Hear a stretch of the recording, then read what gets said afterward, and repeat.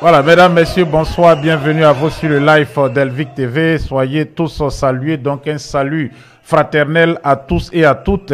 Voilà, hier nous n'étions pas là pour des raisons personnelles, mais nous sommes là aujourd'hui. Merci de la fidélité à la voix de la résistance panafricaine. Je vois que le chat est déjà en ébullition. Salutations distinguées à tous et à toutes, particulièrement individuellement donc à Eugénie Baudon et Mouchi Asamoah, sans oublier ma soeur Rosalie Yao, Hyacinthe Kwasi et Aou Kwame. Voilà, ma soeur Evelyne Kwadio aussi depuis New York City. Et puis maman Magui Rabé, voilà, Radio Côte d'Ivoire, depuis votre position, soyez salués. Jonathan Alphonse Yao, sans oublier aussi Tosh D26, Eugène Kakou, Osso Yves, et puis voilà, Docteur Marie Oyuru depuis le Texas, soyez salués, bienvenue. Et une salutation distinguée aussi à mon doyen. Voilà, bonsoir aussi à Bobolé, Beth Adingra et Ya Gisèle Monet.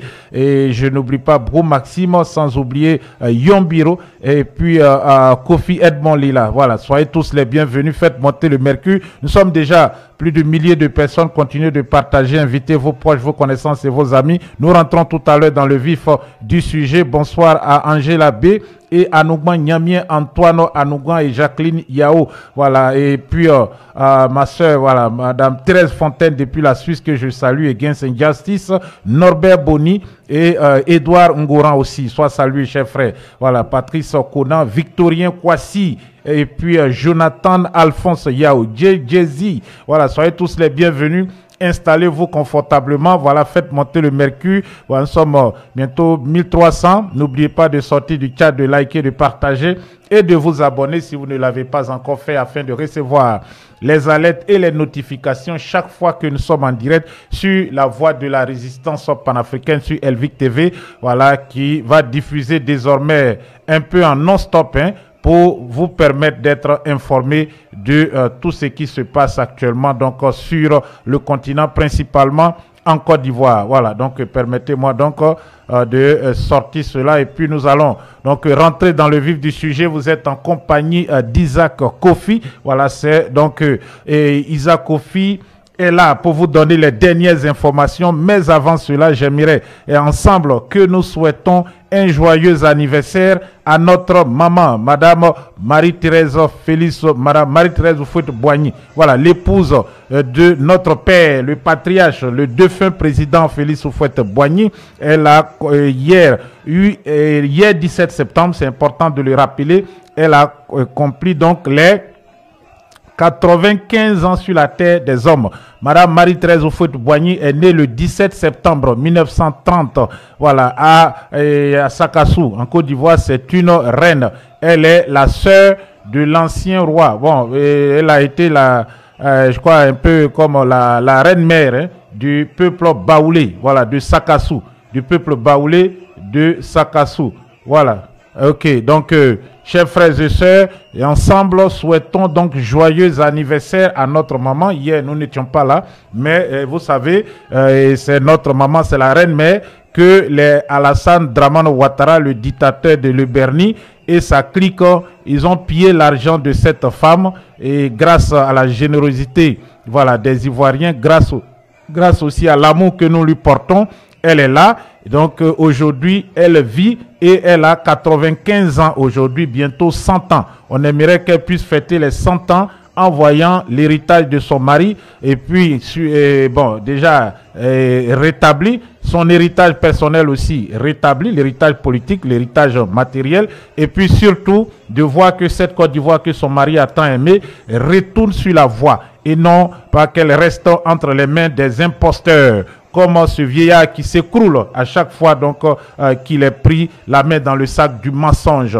Donc joyeux anniversaire une fois de plus donc à Madame Marie-Thérèse, excusez-moi, à Madame Marie-Thérèse Houphouët-Boigny, la veuve du président Félix Houphouët-Boigny. Sans trop tarder, donc nous entrons dans le vif du sujet. Comme vous le savez, la situation politique, sociale, économique et militaire, de même que diplomatique, est tendue en Côte d'Ivoire. On s'en souvient que le président du PDCI RDA, son Excellence le président Tidiane Thiam, était en visite officielle à Washington DC et à New York, où il a exposé la situation politique de la Côte d'Ivoire à ses hôtes, à ce ce vice-ministre sous-secrétaire d'État aux affaires africaines, M. William Burns. Le président Tidjane Thiam était attendu à New York City et à New York, où se tiennent à partir du 23 l'Assemblée générale, la 80e section de l'Assemblée générale des Nations Unies, qui est censée se pencher sur les crises dans le monde. Emmanuel Macron, qui a des difficultés, on en parlera d'ailleurs. La situation en France est aussi tendue aujourd'hui même. Aujourd'hui même, plus de 1 million de Français sont sortis dans les rues pour dénoncer la politique d'Emmanuel Macron. Emmanuel Macron, ce dernier donc, a invité Alassane Dramane Ouattara à New York afin de l'assister dans dans ce projet d'accorder ou de reconnaître l'indépendance politique de la Palestine et ainsi mettre fin au conflit israélo-palestinien. Alassane Dramane Ouattara, qui a compris qu'en se rendant à New York, sa situation personnelle serait encore plus dramatique, sa situation personnelle serait encore plus triste, a donc refusé de se rendre aux États-Unis où, bien on le sait, la situation politique en Côte d'Ivoire aurait pris le dessus sur la situation palestinienne. Alassane Dramane Ouattara a donc in extremis annulé son voyage à New York et a décidé de se faire représenter par celui qui est son probable vice-président si la forfaiture fonctionne, celui qui a vendu son âme, celui qui s'est déculotté, qui s'est mis au service du clan Ouattara, de la fratrie, ou bien dirais-je, de la famille Ouattara, Alassane Dramane Ouattara et Téné Brahima Ouattara, dit photocopie, le criminel, celui qui, comme vous le voyez, est en train de chercher à massacrer les Ivoiriens pour les faire peur. Hachi Jérôme Patrick représentera donc Alassane Dramane Ouattara au siège des Nations Unies et je peux vous l'assurer aujourd'hui même où je m'adresse à vous, une importante délégation des Ivoiriens résidant aux États-Unis attend Hachi Jérôme Patrick pour lui réserver un accueil des plus dignes. Hachi Jérôme Patrick ne va jamais oublier cet accueil qui lui sera réservé au siège de l'Assemblée générale des Nations Unies le 23 septembre. Dans quelques jours, ça sera un très joli cadeau d'anniversaire pour votre humble serviteur qui va donc fêter son anniversaire le dimanche prochain. Nous sommes jeudi, le dimanche 21 septembre 2025. Isaac Ofi va célébrer son anniversaire. Ça sera ici avec l'ensemble donc du peuple de Côte d'Ivoire et à quelques jours donc de la célébration de cette date, de cet anniversaire importantissime. La Côte d'Ivoire sera libérée et nous allons aussi réserver, comme je le disais tantôt, un accueil des plus dignes à Patrick Jérôme Hachi. Alors, Alassane Dramane Ouattara a donc in extremis fui. Il a fui littéralement New York City, mais l'ONU poursuit Alassane Dramane Ouattara. Aujourd'hui même, une délégation des Nations Unies est arrivée en Côte d'Ivoire pour rencontrer le dictateur de l'Ubernie. À défaut de New York, donc, ça sera à Abidjan que l'Organisation des Nations Unies va donner donc l'ultimatum à Alassane Dramane Ouattara dans cette situation, vous le savez, politiquement chaotique.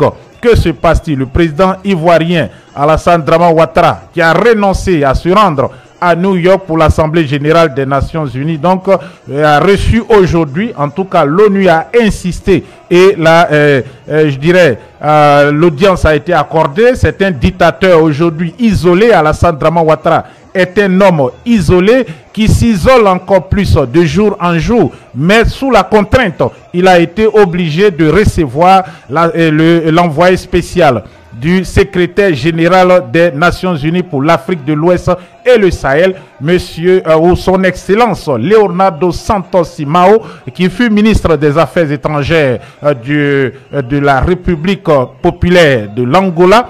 Et donc, le diplomate onusien était à Abidjan. Ainsi, malgré sa fuite en avant diplomatique, la fuite d'Alassane Dramane Ouattara de l'ONU, du siège de l'ONU à New York, l'ONU a dit, nous viendrons à Abidjan. Nous devons te parler, Alassane Dramane Ouattara, car trop c'est trop. Trop c'est trop, c'est le slogan qui aujourd'hui s'entend un peu partout. Voilà, donc Alassane Dramane Ouattara a été retrouvé ici même à Abidjan. Retrouvé à Abidjan, nous sommes dans l'AES. Il a été retrouvé à Abidjan par cette délégation des Nations Unies conduite comme je le disais tantôt, par son Excellence M. Leonardo Santos Simao, le représentant spécial du secrétaire général des Nations Unies, Antonio Guterres, pour l'Afrique de l'Ouest et le Sahel. Voilà, on a quand même plusieurs analyses possibles que nous pouvons donc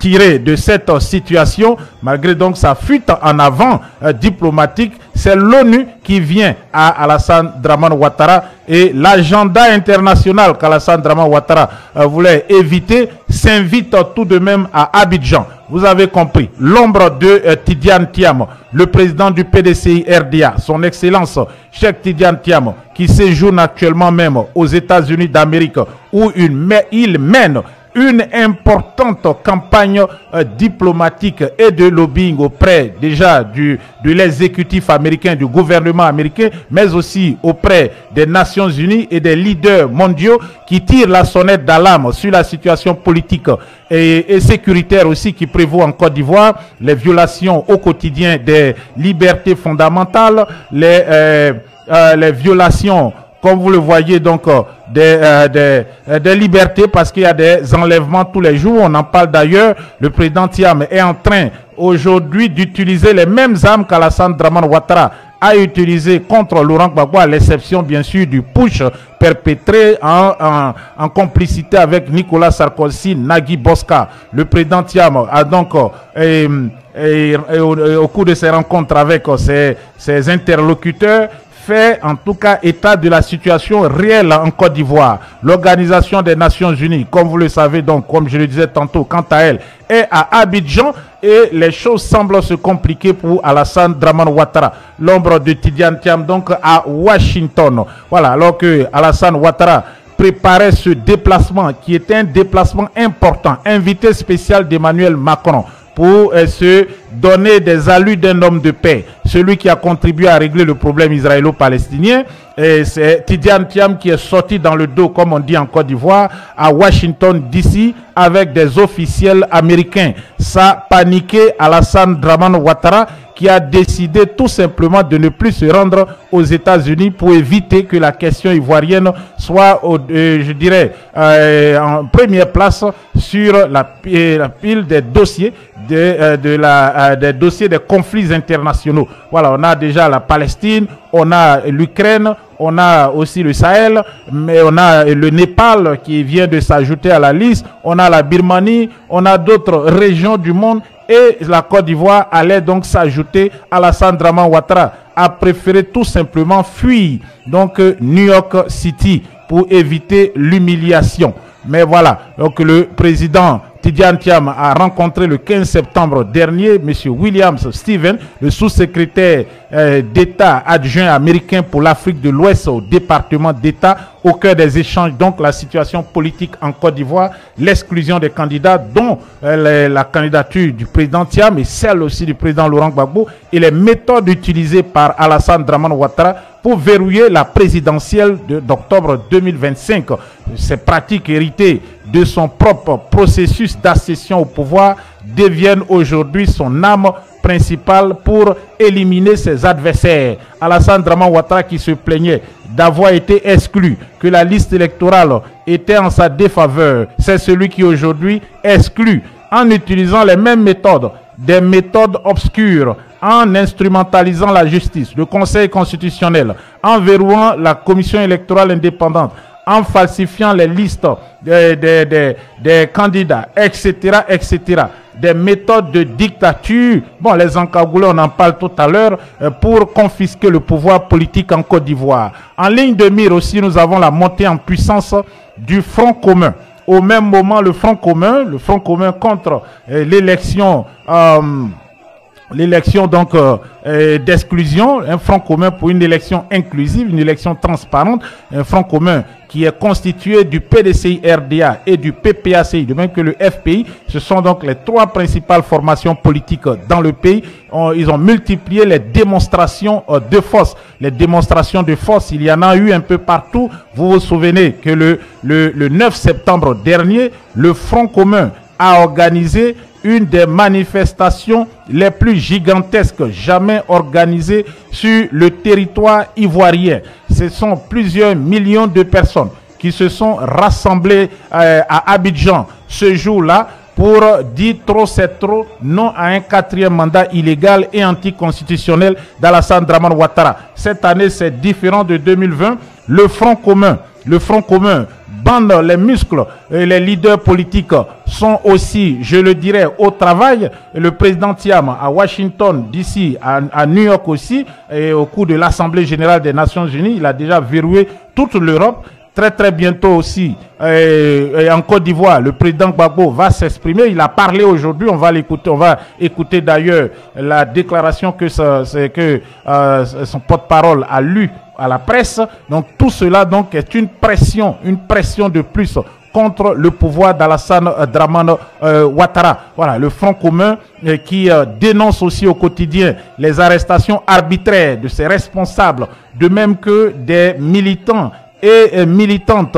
Voilà. Et puis la presse internationale qui suit tout cela de près, qui a relayé la liste des cadres arrêtés. Il y a un écho international des crimes qu'Alassane Dramane Ouattara commet en Côte d'Ivoire et que vous le savez, à d'autres époques, telles qu'en 2020, ça aurait été passé sous silence. En cette année 2025, ce n'est pas le cas. Tout ce que Ouattara fait comme criminel est répercuté et automatiquement retransmis à l'international. La presse étrangère est formelle, même la presse française qui à un moment semblait soutenir Alassane Dramane Ouattara, elle est formelle sur le point que M. Ouattara est vieux, M. Ouattara instrumentalise la justice, instrumentalise la constitution pour écarter ses adversaires et il déploie une répression violente, sanglante contre ses opposants politiques, contre ses adversaires dans le but d'ouvrir un boulevard où il sera donc maintenu à la tête de la Côte d'Ivoire. Et ça passe très mal. Seul le journal Jeune Afrique semblait soutenir Alassane Dramane Ouattara, mais c'est Jeune Afrique qui a été le premier à publier le fait qu'Alassane Dramane Ouattara n'allait pas assister à cette importante réunion organisée par la France d'Emmanuel Macron à l'Assemblée générale des Nations Unies, même si une liste au préalable avait fuité de plus d'une cinquantaine de membres de l'entourage de M. Ouattara qui devait effectuer le voyage à New York. Cela montre donc l'importance de ce voyage pour Alassane Dramane Ouattara qui a dû donc l'annuler à la dernière minute in extremis. Voilà, après que Tidiane Thiam soit sorti, comme on le dit, dans son dos, là-bas à New York City. Mais l'ONU, comme je le disais tantôt, ne se laisse pas faire. Alassane Ouattara peut fuir New York, mais nous irons à Abidjan pour le voir. Le message a été très ferme de la part de M. Simao. Alassane Dramane Ouattara l'a-t-il entendu? Les jours à venir, les semaines à venir, nous le dirons. Il y avait aussi un risque américain. Ouattara l'a su, il a calculé, il est conseillé par des hommes qui suivent la politique internationale, les Nicolas Sarkozy, etc. Donc Ouattara sait que dans ce contexte explosif au niveau national, sous-régional, mais aussi international, un voyage aux États-Unis pouvait tourner au piège. Voilà, le président Thiam a verrouillé Washington DC et le président Thiam était en train de verrouiller à New York. Donc la question ivoirienne des exclusions aux élections pouvait être une question centrale qui serait discutée donc par les diplomates et les chefs d'État et de gouvernement qui allaient se retrouver à New York. Dans ce climat, Alassane Dramane Ouattara a sans doute mesuré que s'il quittait le territoire national, les États-Unis pouvaient exploiter l'opportunité pour accentuer la pression, voire bloquer son influence à l'international. Avec un Donald Trump redevenu acteur majeur de la scène américaine et réputé pour ses décisions imprévisibles, le scénario d'un gel politique de Ouattara hors du pays n'était plus une hypothèse fantaisiste. Alassane Dramane Ouattara, déjà fragilisé par une image ternie à l'international, ne pouvait pas courir un tel risque. Il a donc effectué ce rétropédalage et il a décidé donc de tout simplement éviter ce voyage à Washington. Il tente ainsi de préserver un équilibre précaire. À Abidjan, Alassane Dramane Ouattara semble être encore maître du jeu avec les milices qu'il contrôle et puis aussi avec, il faut le dire, des personnes qui ont attaché, qui ont rattaché leur sort personnel à celui d'Alassane Dramane Ouattara. S'il tombe, nous tombons tous, disait un grand philosophe de chez nous, c'est le président Gbagbo qui le disait. Les choses donc se compliquent pour le dictateur Ouattara, qui était sûr, il y a à peine de cela quelques semaines, de passer au lendemain. Il n'y aura pas de deuxième tour. Donc ça, c'est... S'il vous plaît. 25 octobre, là, t'as coquillé. Il n'y a pas de deuxième tour. Ça veut dire quoi? Attention. S'il vous plaît. Ali, moi je ne tourne pas. J'ai dit ici qu'on allait avoir 5 ou 6 candidats. On a 5 candidats. J'ai dit ici que Thiam et ils ne sont pas là. J'ai dit, il n'y a pas de deuxième tour. C'est fini. Et l'élection, là, le président, là, c'est Alassane Ouattara. Il n'y a pas d'autre. Même si Gbagbo, Thiam, Soro, ils réveillent même leur grand-père. Ça va pas passer. Attention, Arthur, on n'a pas besoin de ces expressions. Voilà, ces expressions d'Arthur Banga. Arthur Banga, je le rappelle pour ceux qui sont de la sous-région, qui ne connaissent pas ces personnes, Arthur Banga était un mercenaire. Se faisant passer pour un professeur d'université, mais la réalité est que M. Arthur Banga n'est qu'un maître de conférence, très obscur, très obscur, de réputation obscure, dans une université qui a perdu ses lettres de noblesse à Abidjan. Arthur Banga s'exprimait donc pour le compte du régime RDR RHDP, et comme il le disait, tout était accompli. Voilà, c'est une prophétie, comme on en écoute un peu tout le temps en Côte d'Ivoire, qui était accomplie. Alassane Dramane Ouattara était le prochain président, celui qui allait se succéder à lui-même. Personne, eh bien personne, selon eux, n'allait être à mesure de battre Alassane Dramane Ouattara. Et cela donc intervenait avant donc cette rencontre du président Tidiane Thiam avec le sous-secrétaire d'État américain chargé de l'Afrique de l'Ouest. Désormais, les cartes sont redistribuées et le jeu peut recommencer. Le régime d'Alassane Dramane Ouattara est aux abois. À l'heure où je m'adresse à vous, la pression, elle est internationale, mais elle est aussi nationale. Le président du PPACI, le président Laurent Gbagbo, qui, vous le savez, est le leader présent de l'opposition politique actuelle, il exerce aussi une pression énorme. C'est un bras de fer, pourrais-je dire, qui s'est engagé entre le PPACI du président Laurent Gbagbo et le régime répressif du RDR d'Alassane Dramane Ouattara. Comme vous le voyez, plusieurs cadres de ce parti du PPACI ont été enlevés et conduits vers des destinations inconnues. On en parle tout à l'heure. Le procureur nous dit que chaque pays a ses méthodes d'interpellation, que ces personnes sont ou tombent sous le coup de la loi pour des infractions qu'ils auraient commises. Mais nous attendons d'avoir plus d'éléments. Il n'y a pas de preuves matérielles qui étayent ces accusations du procureur. Alors, le PPACI du président Laurent Gbagbo est prêt, et le président lui-même qui a affirmé Alassane Dramane Ouattara ne fera pas un 4e mandat à la tête de la Côte d'Ivoire. C'était au cours d'un gigantesque rassemblement à Yopougon. C'était le 16 août dernier, au cours de sa tournée Kokoko. Le président a dit, allez-y lui dire, Alassane Dramane Ouattara ne fera pas ce 4e mandat, et les choses semblent indiquer qu'Alassane Dramane Ouattara ne pourra pas aspirer à ce 4e mandat illégal et anticonstitutionnel, tant la pression est énorme, tant à l'international que sur le plan national. Le président Laurent Gbagbo s'est adressé aujourd'hui même encore aux Ivoiriens par l'entremise de son avocat, qui est aussi porte-parole de son parti, le PPACI, Maître Abiba Touré, que nous allons écouter en quelques minutes pour comprendre l'essence donc du discours du président, l'essence donc de la pensée profonde du président Laurent Gbagbo, et puis surtout des actions qui vont se mener à compter donc de la fin de ce mois de septembre 2025 pour mettre fin à cette volonté manifeste d'Alassane Dramane Ouattara de briguer un 4e mandat à la tête de la Côte d'Ivoire. Écoutez cela. À vous remercier. Voilà, pardonnez. Non, ce n'est pas celle-là.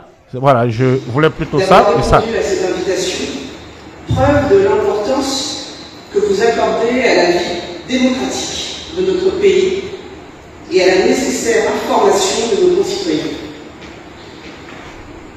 Il tient à préciser que cette rencontre est la première, mais ne sera pas la dernière. Il tient à ce qu'un point détaillé vous soit fait régulièrement quant à l'évolution de la situation politique du pays. Par cette déclaration, son Excellence le Président Laurent Gbagbo, ancien président de la République de Côte d'Ivoire, président du PPACI, souhaite faire le point des activités menées ces derniers jours, notamment les consultations qu'il a engagées avec de nombreux acteurs politiques à la suite de la décision du Conseil constitutionnel rendue le 8 septembre dernier.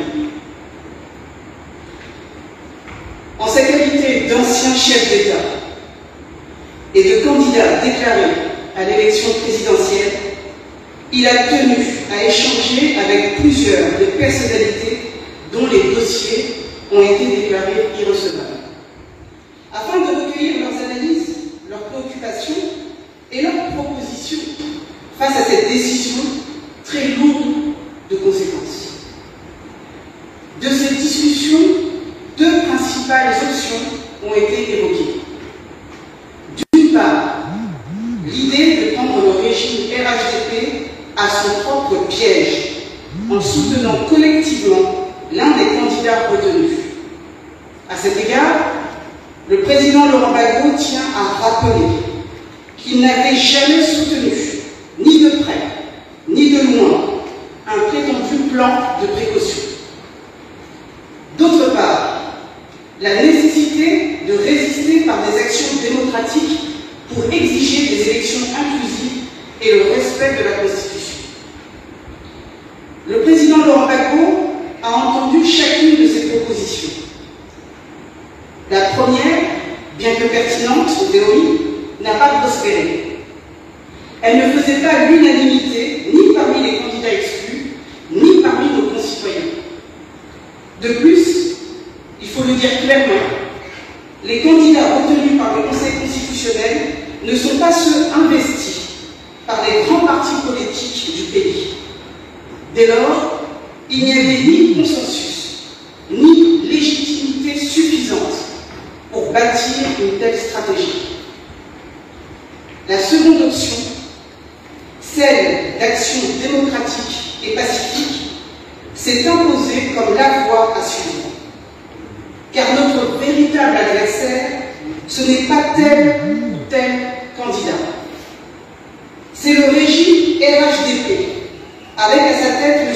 Alassane Ouattara, qui semble vouloir transformer la Côte d'Ivoire en un royaume personnel, où la Constitution n'est plus une boussole, mais un obstacle à contourner. Le président Laurent Gbagbo affirme que la véritable responsabilité des démocrates n'est pas de chercher une échappatoire, mais de tenir debout face à l'épreuve. Ce n'est pas une question de posture, mais l'essence même du combat. Garantir une alternance démocratique, préserver les libertés publiques et assurer la dignité du peuple ivoirien. Aujourd'hui, ce qui est en jeu dépasse la seule élection présidentielle. Ce qui est en jeu, c'est la survie de notre déclaration donc de Maître Habiba Touré, porte-parole du président Laurent Gbagbo, que vous avez écouté en partie. Désolé pour la qualité du son. Le président Laurent Gbagbo est très clair. Il n'y a pas de soutien à un quelconque candidat de l'opposition. Ceux qui ont déposé leur candidature, tels que M.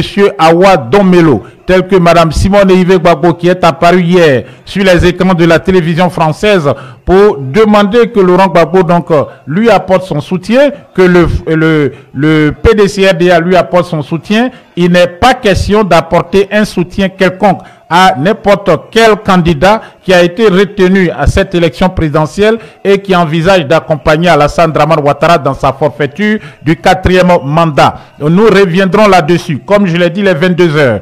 À 23 h, à 0 heure exacte, j'aurai un autre direct où nous allons parler donc de ces déclarations. Jean-Louis Billon qui appelle le PDC-RDA à le rejoindre, Madame Simone Yves Gbagbo et Monsieur Awadon Melo qui appellent aussi principalement le PPAC et le PDC à les rejoindre. Nous allons décrypter cela et vous allez pouvoir donc donner votre point de vue aussi là-dessus. L'actualité est dense, donc on ne sera plus trop long dans les directs. On va faire au contraire plusieurs directs pour pouvoir donc décrypter point par point les questions essentielles qui vont donc sortir sur l'agenda politique actuel. Nous sommes le 18 septembre, les choses vont tellement vite, c'est le 25 octobre, donc dans un mois à peu près que l'élection présidentielle devait se tenir. Il y a des candidats qui ont été appelés, ce qu'on peut appeler les 4 tokas, pour accompagner Alassane Dramane Ouattara dans sa forfaiture. Ces personnes appellent donc les partis de l'opposition à les rejoindre. Pour les partis, il n'est pas du tout question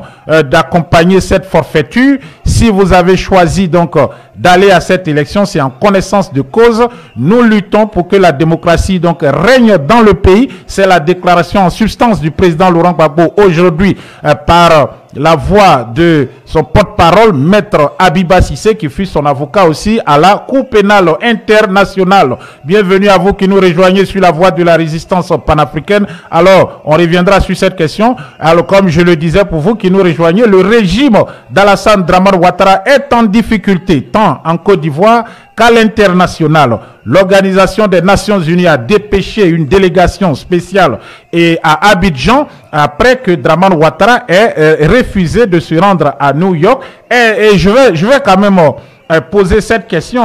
Je vais poser cette question. Est-ce que Emmanuel Macron n'a pas tendu un piège à Alassane Dramane Ouattara? Quelle est la fonction d'Alassane Dramane Ouattara dans une réunion qui concerne la Palestine? Quel était son rôle fondamental là-bas? Est-ce que Macron, qui peut-être ne veut pas être celui qui est présenté comme, bon, par exemple, on va dire celui qui donne les leçons aux Africains, est-ce que Macron n'a pas voulu mettre Alassane Dramane Ouattara devant la communauté internationale, au banc des accusés, profiter de cette importante réunion pour le jeter un peu en pâture à la vindicte populaire? Le président Thiam, vous le savez, est allé à Washington quelque temps avant donc l'arrivée prévue d'Alassane Dramane Ouattara. Alassane voulait venir avec un très grand groupe, une très grande délégation, plus de 55 personnes aux frais de l'État, et il est invité par Emmanuel Macron. Et après, il se rend compte que, attention, si moi je m'en vais là-bas, on va aller me humilier, hein, parce que le petit là, le petit Thiam, parce que c'est aujourd'hui Gbagbo et Thiam qui fatiguent Alassane Dramane Ouattara. Le petit Thiam se trouve déjà là-bas aux États-Unis. Et le petit là, il veut me humilier. Est-ce que si je m'en vais là-bas, là, ils ne vont pas me humilier? Alors moi, je me dis, est-ce que Emmanuel Macron n'a pas voulu jeter Alassane Dramane Ouattara sous le bus, comme on le dit? Trop immense de base, ça c'est ce que disent donc les Américains. Est-ce que ce n'est pas la chute qui a commencé déjà pour le vieux dromadaire qui a compris et on lui a dit attention, ne viens pas ici. Si vous vous souvenez, dans les années 90, hein, avant le sommet de la Baule, où François Mitterrand devait, en somme, dicter aux Africains, aux chefs d'État africains, que celui qui ne va pas accepter le multipartisme, il n'aura plus de financement de la France. Mobutu Sese Seko et le président Houphouët avaient été alertés par des conseillers de l'Élysée, de Macron, et ceux-ci, ils ne sont pas partis au sommet de la Baule. Est-ce que vous comprenez? Ils ne sont pas allés au sommet de la Baule.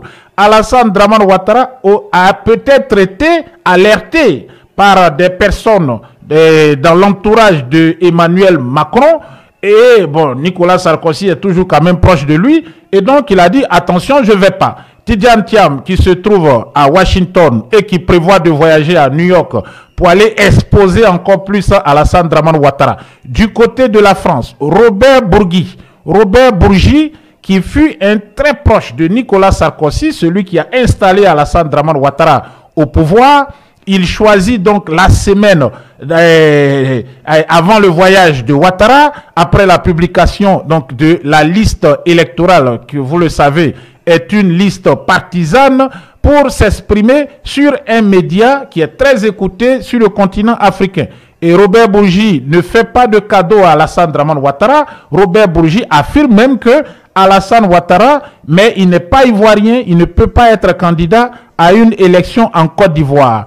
Est-ce que Alassane Dramane Ouattara a une fois montré au peuple de Côte d'Ivoire qu'il a renoncé à sa nationalité voltaïque? Ça, c'est Robert Bourgi qui le dit. Donc, Robert Bourgi, il est très clair, Alassane Dramane Ouattara doit entendre raison et se retirer avant l'humiliation suprême. Est-ce que Robert Bourgi n'est pas envoyé par, je dirais, cette frange de la France qui veut protéger ses intérêts en Afrique, qui n'a pas envie que par la faute d'un vieil homme qui ne lui reste absolument plus grand-chose, hein, et c'est quelques années au plus, hein, et qui est très malade, ils sont au courant de son bilan de santé, ils savent que ce monsieur ne tiendra plus 10 ans, 10 ans dans la vie des nations, c'est presque rien, et voilà, même si c'est une décennie, mais c'est presque rien, les choses peuvent basculer rapidement, et surtout, Alassane Dramane Ouattara, comme vous le voyez, à chaque élection présidentielle, il repousse l'alternance. Ça, c'est aussi très important. C'est très analysé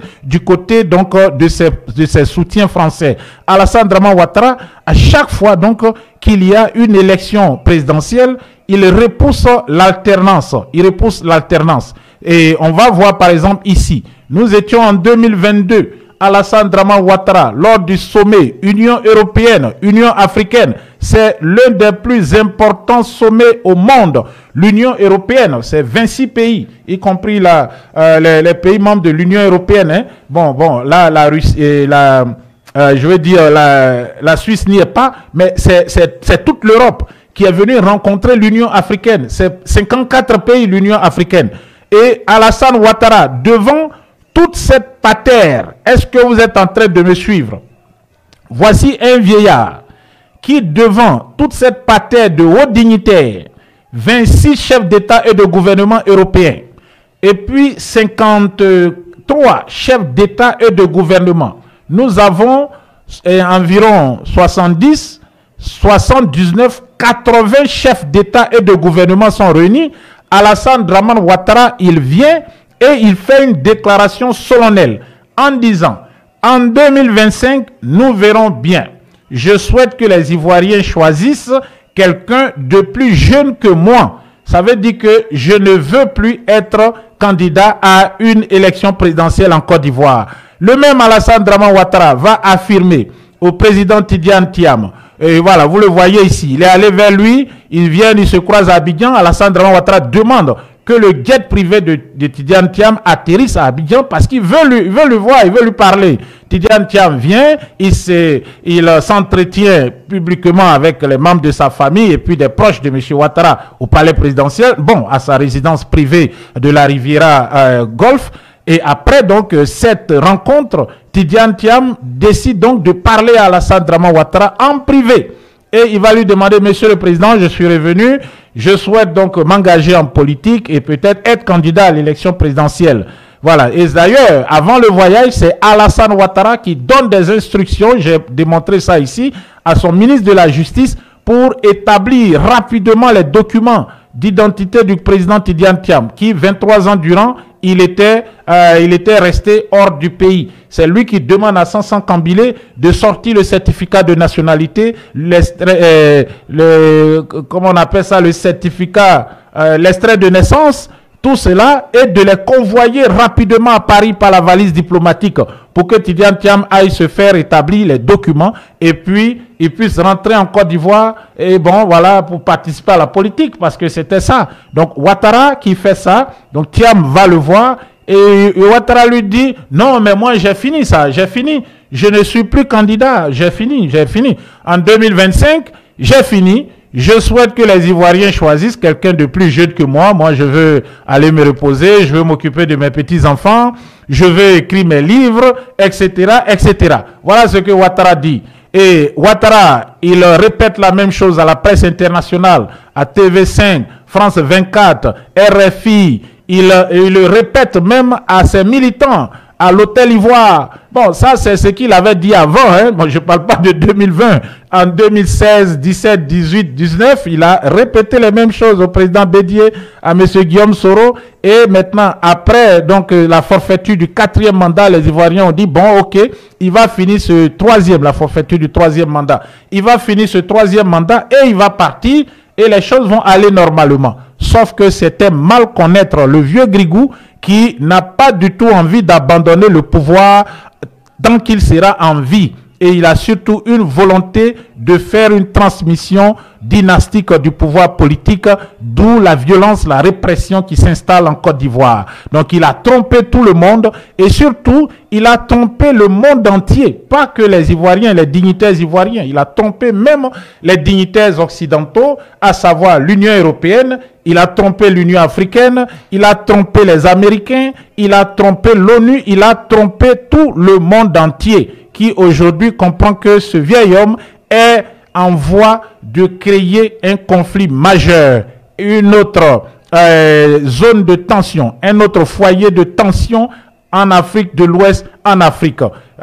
Question de dignité, Alassane Dramane Ouattara a-t-il une dignité? Je vous pose la question à vos marques. Donc, l'ONU, malgré qu'il fuit, vient vers lui à Abidjan.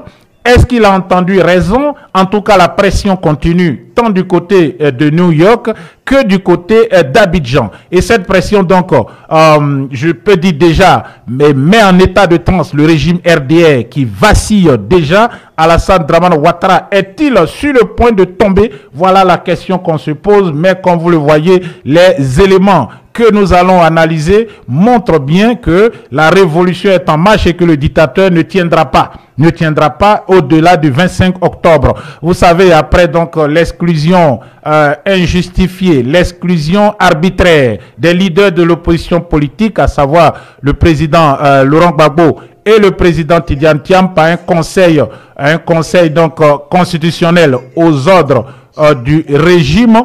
Le président Laurent Gbagbo a décidé donc de procéder d'abord de procéder en tenant compte de la justice. Et donc les militants, les cadres du PPACI ont été instruits à l'effet donc de déposer des motions qui s'opposent à cette façon, cette illégalité donc du Conseil constitutionnel, et les cadres ont déposé ces motions ou se sont rendus dans les sous-préfectures, les préfectures pour déposer ces motions. Le régime d'Alassane Dramane Ouattara a instruit les préfets à effet de refuser toutes les motions qui allaient être présentées. De refuser toutes les motions. Vous le comprenez. Selon le régime, les décisions du Conseil constitutionnel ne sont pas... bon, il n'y a pas de recours possible. Pour faire simple, que vous me comprenez. Quand le Conseil constitutionnel a parlé, c'est que c'est terminé. Il n'y a pas de recours possible. C'est le ministre de l'Intérieur, ancien aide de camp d'Alassane Dramane Ouattara, neveu du général Gueye, dont il fut aussi l'aide de camp après le coup d'État, qui a sûrement participé à son assassinat, qui dit cela. Il fut chef d'état-major particulier d'Alassane Dramane Ouattara. Il n'y a pas de recours possible des décisions du Conseil constitutionnel, donc ils doivent refuser ces motions qui sont donc lues et présentées par les représentants locaux du Parti des peuples africains Côte d'Ivoire. La pression donc monte sur le régime qui, manifestement, ils n'ont plus de possibilité de jouer, décide donc d'être une dictature ouverte. De l'autre côté, vous voyez, le directeur général de la police nationale, qui est cité dans la magouille, dans le narco, etc. Et il a produit, vous voyez ce message départ. Voilà, c'est comme c'est comme un ordre de mission à la police nationale pour demander donc un déploiement d'unités spéciales de la police sur toute l'étendue du territoire national. Téné Birahima Ouattara, dit photocopie, qui est le ministre de la Défense d'Alassane Dramane Ouattara, quant à lui, a commencé déjà à activer ses milices pour faire peur aux Ivoiriens, Voilà, nous allons voir ça tout à l'heure. J'avais aussi un cas quand même, un cas assez grave aujourd'hui, parce que nous sommes en train de vivre une situation, dirais-je, exceptionnelle. Téné Birahima Ouattara, dit photocopie, a donc déployé ses milices. On les voit ici dans la localité de Dabou. Voilà, les milices de Tene Brahima Ouattara, 10 photocopies qui se déploient un peu partout sur toute l'étendue du territoire national, sachant que les Ivoiriens, en cette année 2025, ne vont pas se laisser faire. Trop, c'est le slogan de ralliement, c'est le slogan de toutes les personnes, de toutes les voix qui sont opposées à cette dictature, à cette volonté manifeste du régime RDR de confisquer le pouvoir et surtout de réprimer violemment toutes les voix discordantes. Les milices donc sont déployées dans le pays. On nous dit on ne doit pas en parler, mais oui. Voilà, il faut que vous voyez. Donc regardez, ce sont donc des véhicules blindés de la gendarmerie nationale, véhicules blindés de transport de troupes de la gendarmerie nationale déployés dans la localité de Dabou, qui est une zone vraiment de résistance, une zone de tension. Le régime RDS tente par tous les moyens d'occuper cette ville, mais ça ne passe pas. Il y a eu aussi d'autres déploiements dans le nord du pays, et dans plusieurs autres localités du pays. Mais ce qui nous intéresse le plus, ce sont les enlèvements et les tortures. Aujourd'hui même, un cadre du PDCI RDA, en tout cas, il a eu la vie sauve. Il a été enlevé dans la localité de Toumoudi. Sa famille est sortie donc pour dénoncer cet enlèvement, le rapt opéré par des personnes en cagoule qui se disaient des gendarmes. Il a été finalement abandonné sur l'autoroute du Nord. Il emmenait peut-être à Abidjan. Après donc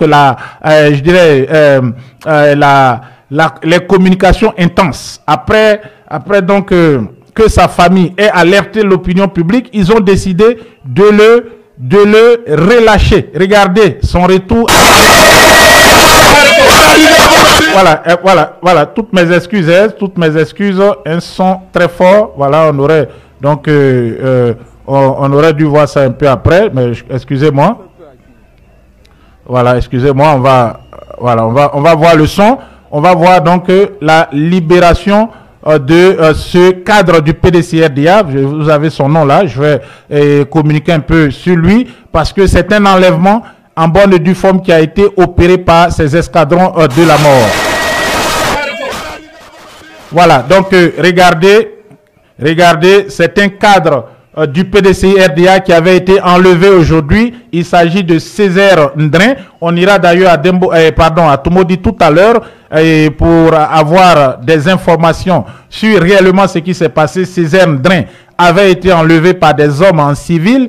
Ils ont dit qu'ils étaient des gendarmes. C'est un de ses frères qui a posté ce message d'alerte sur les réseaux sociaux. Et ils sont partis avec lui. Ils ont dit d'abord au commissariat de police de Toumoudi. Lorsque la famille s'est rendue au commissariat de police de Toumoudi, ils n'ont vu ni M. Ndri, encore moins les personnes qui sont venues l'enlever chez lui. Et ils sont partis avec lui au sud, en direction d'Abidjan. Alors, finalement, ils sont allés le libérer sur l'autoroute du Nord. Donc, voilà. Voici un peu ce qui se passe. Voici un peu la situation. Monsieur Ndri a été sauvé. C'est un cadre du PDCI. Le régime a aussi donc voilà, le régime multiplie aussi les rafles dans la ville d'Abidjan. Bon, c'est pas pour faire peur à quelqu'un, Monsieur Orson. On cherche pas à vous faire peur. C'est pour vous dire que il faut résister malgré donc tout ce que le régime va faire. Vous devez savoir plus ou moins ce qui se passe sur le terrain. C'est ce que nous essayons de faire. Et puis hier aussi, on a vu la fédérale PPACI de Issia qui avait été enlevée. Elle a été relâchée. Son mari, un colonel aussi, je crois, des douanes, avait aussi été enlevé. Et vous êtes en train de voir que, bon, le mari, bon, je crois qu'il a été libéré. Les deux ont été libérés depuis quelques jours. Donc, on assiste à des enlèvements. Mais cela n'entame pas la volonté du peuple de Côte d'Ivoire de mettre fin à la forfaiture donc du régime d'Alassane Dramane Ouattara. Voilà, le porte-parole du régime, le porte-parole du gouvernement a une question de savoir qu'en est-il réellement. Est-ce qu'on respecte les lois en allant donc enlever des personnes à leur domicile? Il a répondu Bonjour, Monsieur le Ministre, Christelle Pierre de TV5 Monde. Je vais rebondir sur votre dernière réponse. Le PPACI hier a dénoncé l'arrestation et je cite l'enlèvement par des hommes cagoulés de 29 de ses militants depuis début août. Le parti de l'ancien président Laurent Gbagbo dénonce, je cite, une intimidation, une dérive grave dans la vie politique ivoirienne, avec des arrestations à cause d'opinions politiques. Qu'est-ce que vous répondez à ces accusations, s'il vous plaît? Merci. Heureusement que nous sommes un état de droit, sinon on aurait eu 29 cadavres dans les rues.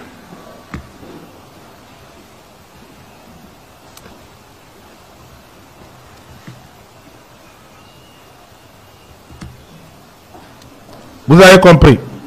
Je pense que je me suis fait comprendre. Toutes ces personnes sont dans les mains de la justice et sont en train de suivre des procédures. Si elles n'avaient pas commis de délit, elles n'auraient pas été arrêtées. Il n'y a aucune intimidation. Nous sommes dans le cadre de l'application de la loi. Et cette loi, elle est connue. Et je le répète, tout ce qui n'est pas autorisé dans le réel ne peut pas l'être dans le virtuel. Ces personnes qui ont été interpellées, eh bien, elles sont sous le coup de la loi, elles seront jugées. Si elles sont reconnues coupables, elles seront condamnées. Si elles ne sont pas reconnues coupables, elles seront relaxées. C'est pourquoi nous nous réjouissons qu'elles soient en vie. Voilà, on se réjouit qu'elles soient en vie, parce qu'il veut nous dire que à d'autres époques, on tuait les gens dans les rues. Il y avait des escadrons de la mort. Mais les escadrons de la mort, on les voit, c'est bien le régime d'Alassane Dramane Ouattara. Il y a une fébrilité là. Il y a eu 29 maintenant, 29 cadres du PPACI qui ont été enlevés. Il y a aussi plusieurs cadres du PDCDA, mais je rappelle, cela n'entame en rien la détermination du peuple. La pression devient énorme parce que tous ces enlèvements, ces rapts de militants, la répression abusive, tout cela va à l'international. Il y a même le journal Le Monde qui a fait un reportage sur ces enlèvements. Voilà, donc il y a des gens qui nous disent, bon, il faut pas qu'on en parle. Non, on doit parler de tout. Je suis désolé, mais je pense que c'est important d'adresser toutes les questions. Il faut qu'on sache un peu ce qui se passe. Donc, ce monsieur dit, si ce n'était pas un état de droit, ils auraient tué donc tous ces 29 personnes. Ils les auraient massacrés. Voilà, mais entre ce qu'ils font, enlever et torturer des gens, y compris des femmes, et puis ce qu'ils dénoncent, je pense qu'il n'y a qu'un pas que le régime ne tardera pas à atteindre, mais je pense que ça va être encore plus compliqué. Tout ça, ça va concourir à sa chute. Quant au procureur de la République, il a été très actif aussi ces jours-ci. Hier, il était à un colloque organisé à Abidjan par Facebook et il a eu ces propos, voilà, que ceux qui vont encagouler pour faire les arrestations, ils obéissent à la loi. Mais quand une personne est arrêtée, on informe, on lui donne la possibilité d'informer un membre de sa famille et on lui donne aussi la possibilité de pouvoir parler à un avocat. Mais on a vu, par exemple ici, dans le cas du jeune Ziggy, sa maman et Madame Nadiana Bamba ont fait le tour des commissariats de la DST, etc., de l'hôtel Sebroco, où on ne sait pas dans quel cadre légal le Sebroco opère. Donc, vous voyez que ils ont fait le tour de tous ces commissariats, PLCC, etc., police DST, Sebroco, je crois aussi police... voilà, police criminelle, ils n'ont eu absolument rien. Donc, on comprend que des personnes sont détenues au secret. Ce n'est pas une procédure normale judiciaire. Je crois qu'au moment opportun, les choses vont se rétablir. Alors, le procureur est sorti à la rescousse donc du ministre qui, bon, vous l'avez vu, hein, bon, si on n'était pas dans un état de droit, ces gens, c'était des cadavres. C'est très grave l'affirmation. Quant au procureur, il couvre cela. Hier, il a parlé, aujourd'hui, il a produit encore un communiqué. Bon, écoutez, moi je pense que c'est même pas le respect de l'article 19, c'est par rapport aux actes causés qui tombent sous le coup de la loi. Si nous estimons que ce n'est pas un cas de liberté d'expression qui porte atteinte à l'ordre public ou à la sécurité nationale, nous réagissons. Nous saisissons nos officiers de police judiciaire. Chaque unité a sa méthode d'interpellation. Quand on est porté Kaboul, on a vu ça aussi dans plusieurs autres pays. Peu importe. On peut procéder par des convocations. C'est pas, la loi n'a pas dit voici le seul mode d'interpellation. On peut arriver vous interpeller, de vous remettre une convocation pour dire des réceptions. Tout comme, selon la flagrance des faits, on vous interpelle, on vous conduit. Mais une chose est sûre, c'est que je vous rassure, c'est que toutes ces personnes interpellées, le procureur en est informé et ces personnes arrivent saines et sauves. Saines et sauves. Et dans toutes les auditions, on leur lit leur droit de se faire assister par un avocat. La plupart des avocats, quand ils viennent au parquet pour se renseigner, je dis allez-y à la DST, allez-y à tel endroit. Votre client aux réseaux sociaux pour dire voici ce qui s'est passé, ce qui s'est passé. Non, il y a plusieurs modes. On peut remettre une convocation, on peut même, et puis vous répondez, tout comme on peut aller vous interpeller pour une convocation. Vous avez déjà reçu des convocations, dit des réceptions. La loi n'a pas prévu. Ils peuvent aller vous interpeller sur le champ. Mais une chose est sûre, c'est que vos droits seront respectés et il n'y a pas de cas de disparition ou d'exécution extrajudiciaire. Non. Toutes les personnes qui ont été interpellées, que c'est avec des agents à visage découvert ou bien fermé, ces personnes ont été traduites dans une unité de police où des gendarmeries ou des auditions ont été faites selon les règles de l'art et les personnes ont été traduites devant le procureur et certainement confiées à un juge d'instruction où on a encore la possibilité de reprendre l'enquête. Il n'y a pas de problème. Le parquet reste serein. Et c'est lui qui donne instruction à ses officiers de police judiciaire par rapport à la gravité des faits que lui, il estime. Voilà un peu. Vous avez vu, il n'y a pas de cas de disparition. Les réseaux sociaux peuvent s'enflammer, les porter disparus, ceci, cela. On va fabriquer des fake news au nom du procureur qui dit il ne sait même pas où il est, ainsi de suite. Non. C'est un État responsable, c'est un parquet responsable. Nous savons ce que nous faisons. Sinon, il y a des formes de convocation par téléphone. Certains d'entre vous, il y a des officiers qui vous ont appelé pour dire qu'il y a une plainte contre vous, on souhaite que vous veniez. D'autres disent non, je ne peux pas aller suivant un coup de fil. Il faut que vous m'envoyiez une convocation. Donc ça évolue et c'est en fonction de la nature des faits que les officiers de police judiciaire jugent nécessaire d'employer tel moyen, tel moyen. Voilà, autrement dit, les encagoulés opèrent légalement en Côte d'Ivoire. Voici ce que nous dit le procureur de la République. On a assisté quand même ici par visio à plusieurs arrestations, par vidéo, à plusieurs arrestations. On a par exemple le domicile du jeune Ziggy qui a été saccagé et on sait qu'il était seul face à plusieurs personnes qui portaient des cagoules. Il n'a opposé aucune résistance. Alors on ne peut pas parler dans ce cas-là je dirais d'une arrestation légale. On a aussi assisté à l'enlèvement, l'arrestation du jeune d'Abian à Abidjan. Et on a vu aussi que ce jeune homme n'a opposé aucune résistance. À aucun moment, ceux qui se disaient des gendarmes qui sont venus pour l'interpeller n'ont sorti, ne serait-ce qu'une pièce pour dire nous sommes de la gendarmerie. La voiture était une voiture civile. Aujourd'hui, il y a eu un enlèvement à Tumodi, et en tout cas, notre frère a pu donc s'en sortir, mais que se serait-il passé si c'était des voyous, des bandits qui en voulaient à sa personne, qui l'auraient exécuté de façon sommaire sur l'autoroute du Nord ou même dans une broussaille? À qui allait-on s'adresser? Nous n'avons peut-être pas encore eu des cas, je dirais des cas graves, mais il peut arriver que des bandits ou des personnes avec qui vous avez des différends procèdent par envoyer des gens en civil. Ils n'ont même plus besoin d'aller se confectionner, donc des vêtements. Ils peuvent juste tranquillement venir et puis bon, dire ok, nous sommes de la gendarmerie, nous devons vous amener au poste pour affaire vos concernant, sans présenter de mandat, sans rien. Et en cours de route, on vous élimine, on vous exécute. Ça se passe beaucoup dans beaucoup de pays. En Amérique latine, par exemple, ça se passe beaucoup. Alors, nous demandons, bon, de toute façon, on ne peut pas faire de demande parce que ce sont des arrestations abusives, ce sont des enlèvements. Le procureur qui sait qu'il n'a pas été compris hier est sorti encore aujourd'hui pour produire un autre communiqué du procureur de la République près le tribunal de première instance d'Abidjan. Le procureur de la République observe depuis quelque temps que certaines personnes, dont des dirigeants de partis politiques, ainsi que des organes de presse, s'agissant d'opérations de police ou de gendarmerie visant l'interpellation d'individus en situation infractionnelle, font état d'enlèvement par des éléments encagoulés. le procureur de la République regrette ce narratif qui jette le discrédit sur les services de police et de gendarmerie ainsi que sur les opérations menées par ces services dans le cadre de la répression des infractions.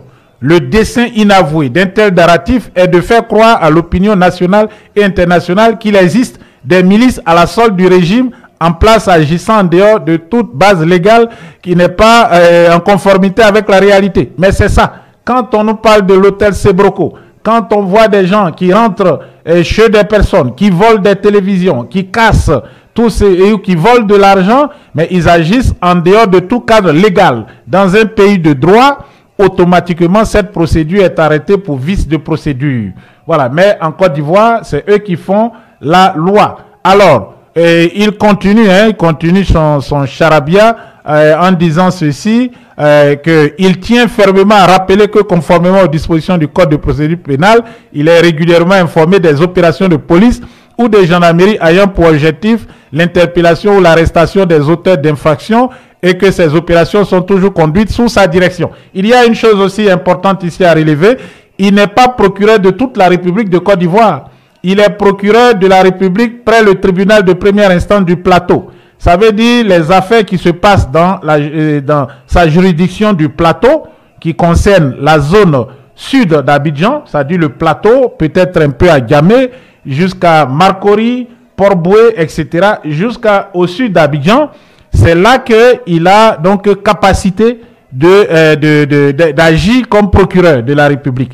Il n'est pas le procureur d'un tribunal spécial. Voilà. Et donc, il n'est pas celui qui doit envoyer des gens à Toumoudi, aller enlever quelqu'un, envoyer des gens à Lakota, à Divo, etc. pour faire des enlèvements. Ce sont des enlèvements en dehors de tout cadre légal. Et ça, nous allons continuer donc à relayer ces informations pour que le monde entier soit au courant. Et il a l'audace de menacer les Ivoiriens. Voilà, comment on va appeler ça, ils vont prendre des dispositions. Comme vous comprenez, c'est un régime aux abois qui cherche par tous les moyens donc à légaliser, à se justifier. Parce que ils savent qu'aujourd'hui, c'est plus compliqué. C'est plus compliqué d'opérer comme ils le faisaient, de tuer les gens gratuitement. Grâce aux réseaux sociaux, on peut informer en temps réel de ce qui se passe. Donc, c'est très compliqué pour le régime d'Alassane Draman Ouattara qui est aux abois. Voici donc le général de la gendarmerie, qui est le chef des unités spéciales de la gendarmerie. C'est lui qui dirige la plupart de ces escadrons de la mort. Voilà, il s'appelle Berthe, je crois. Voilà, c'est un proche aussi d'Alassane Draman Ouattara. Donc, c'est ce général, donc, je reviendrai sur lui. C'est lui qui est à la manœuvre pour ces opérations donc d'escadron de la mort. Donc, vous êtes en train de voir que nous vivons dans un pays où les libertés fondamentales sont violées. Mais cela n'entame en rien, je le dis bien, en rien, la volonté populaire du peuple de Côte d'Ivoire de se libérer cette année. On a écouté voilà, le discours du président Laurent Gbagbo, et sûrement dans les jours à venir, et sûrement qu'après son voyage à New York, qui est déjà couronné de succès, le président Thiam va s'adresser à la nation. Les leaders politiques sont donc ils sont déterminés cette année à faire obstacle à la forfaiture d'Alassane Draman Ouattara, qui a fui l'ONU, qui a fui New York, mais qui est rattrapé à Abidjan. L'ONU est venue dire très clairement à Alassane Ouattara, et d'ailleurs je tiens au passage aussi à rappeler que le président Thiam a ressaisi encore l'ONU, parce que on a demandé à Alassane Draman Ouattara et à son régime de respecter les droits politiques du président du PDCI RDA.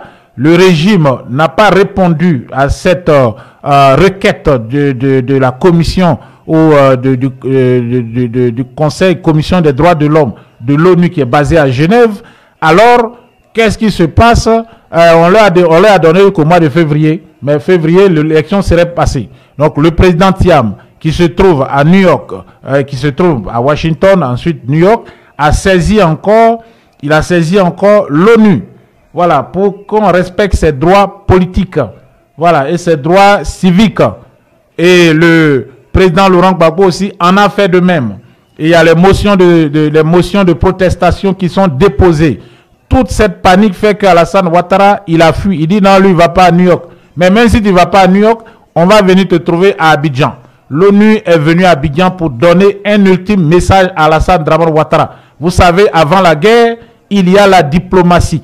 L'ONU essaie donc de mener à bien cette campagne diplomatique, la diplomatie, pour ramener Alassane Dramane Ouattara à la raison, mais ce dernier refuse d'entendre raison. Il est obstinément engagé dans cette forfaiture qu'il appelle élection pour faire son 4e mandat illégal et anticonstitutionnel.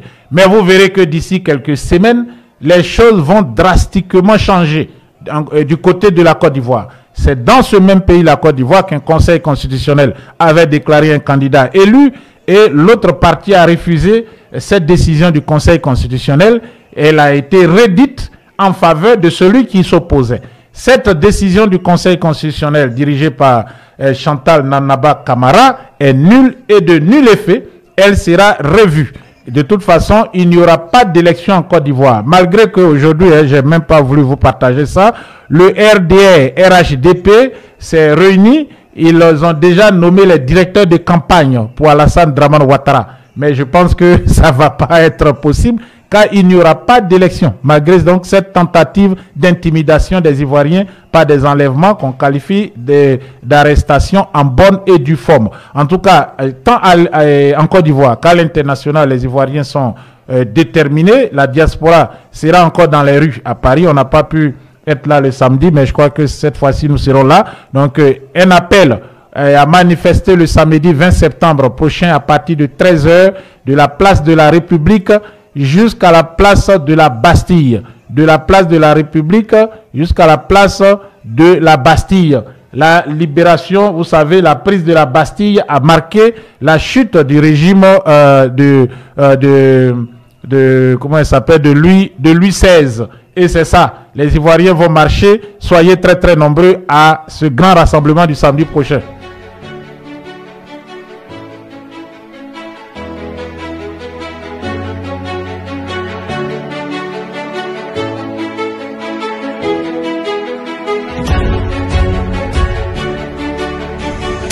Non au 4e mandat et nous exigeons le départ d'Alassane Dramane Ouattara.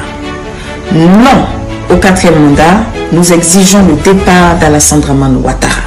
Le moment est décisif. Nous avons un combat à mener pour libérer notre très cher pays, la Côte d'Ivoire. Mobilisons-nous massivement pour la grande marche du Front commun qui se tiendra ce samedi 20 septembre 2025 à 13h de la place de la République à la place de la Bastille pour dire non au 4e mandat et exiger le départ d'Alassane Dramane Ouattara. Chers Ivoiriens, le devoir nous appelle. Et oui, nous allons dire non à toute exclusion judiciaire et oui à la démocratie. Parce que la démocratie, ce n'est pas un mot, mais c'est un comportement. Trop, c'est trop. Non au 4e mandat, nous exigeons le départ d'Alassane Dramane Ouattara. Voilà, non au 4e mandat d'Alassane Dramane Ouattara. Trop, c'est le slogan du rassemblement de ces millions d'Ivoiriens qui sont opposés au 4e mandat. Nous, ici, sur Elvic TV, nous essayons donc de passer toutes les informations donc relatives à dirais-je, ces mobilisations pour dire non à la forfaiture du régime d'Alassane Dramane Ouattara. Merci donc de nous rejoindre. Il est exactement 22h56. Nous allons partir encore quelques instants avec vous. Donc, vous pouvez participer à ce live en appelant au numéro de téléphone qui apparaît sur votre écran. Le président Laurent Gbagbo dit non. Niet, il n'est pas possible. Pas du tout question de soutenir des candidats fantaisistes, des tocards, on peut peut-être les appeler ainsi, qui ont choisi d'aller valider ce 4e mandat illégal et anticonstitutionnel d'Alassane Dramane Ouattara. Voilà, donc on va s'exprimer fondamentalement sur la déclaration du président Laurent Gbagbo. On va aussi s'exprimer sur le voyage de l'ONU à Abidjan et puis les répressions à Abidjan, répressions opérées donc par les escadrons de la mort du régime d'Alassane Dramane Ouattara, dirigés donc les escadrons donc dirigés par Téné Birahima Ouattara, dit photocopie, celui que vous voyez, qu'on dit être le frère cadet d'Alassane Dramane Ouattara, mais qui en réalité est son fils. Vous souhaitez donc vous exprimer, soyez les bienvenus donc sur Elvic TV Résistance. Voilà, soyez donc les bienvenus donc, sur le live, afin donc qu'on puisse ensemble décrypter. On va aller jusqu'à 23h40 et puis à minuit, on se retrouve pour l'autre direct à Wadomelo.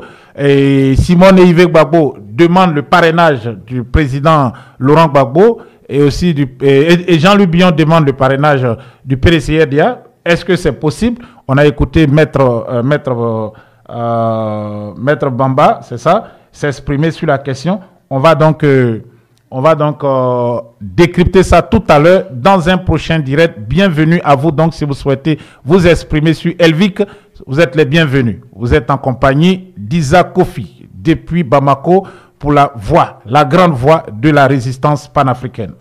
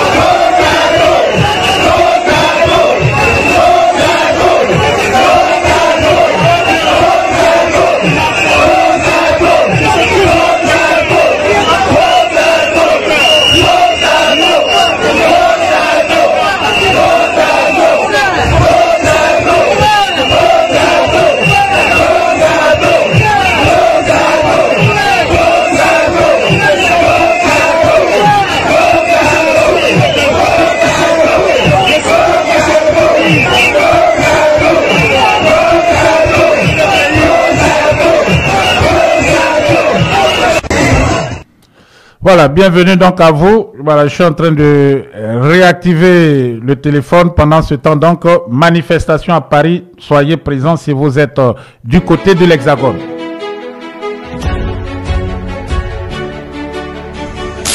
Non au 4e mandat et nous exigeons le départ d'Alassane Dramane Ouattara. Non au 4e mandat, nous exigeons le départ d'Alassane Dramane Ouattara. Le moment est décisif.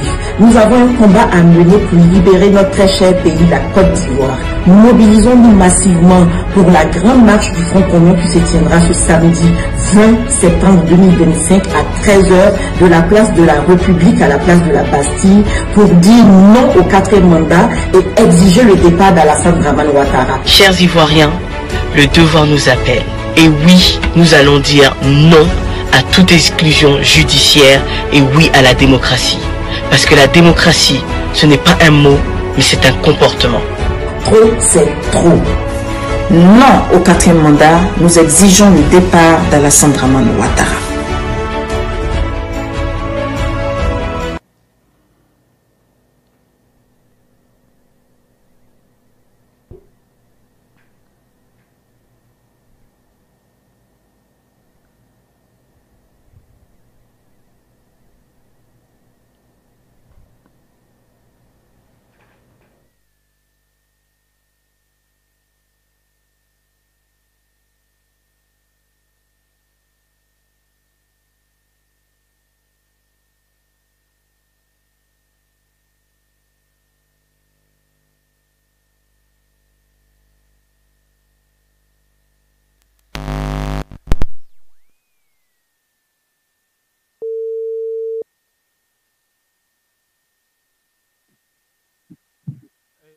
Est-ce que vous arrivez à m'entendre, Monsieur Kamina? Bonsoir.